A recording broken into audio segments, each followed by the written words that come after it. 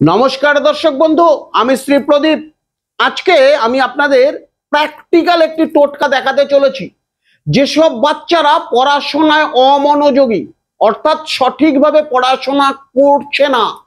अथवा बई खुले बसे रयेछे तार मन अन्यदिके चले गेछे पढ़ाशोना किछुते कराते पारछेन ना अथवा आपनि बड़ो कोनो परीक्षा दिते जाच्छेन सफलता पाচ্ছেন ना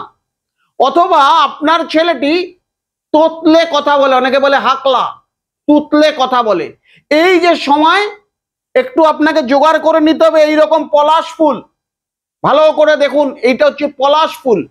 এই পলাশ ফুলের পাপড়ির মধ্যে যে মন্ত্রটি আমি আপনাকে বলছি মন্ত্রটি এই পলাশ ফুলের পাপড়ির মধ্যে আপনাকে লিখতে হবে মন্ত্রটি হচ্ছে ওং ওইং শ্রীং বুধায় নমঃ আরেকবার বলছি ওং ওইং শ্রীং বুধায় নমঃ এই পাপড়িটির মধ্যে লাল কালি দিয়ে এই মন্ত্রটি লিখে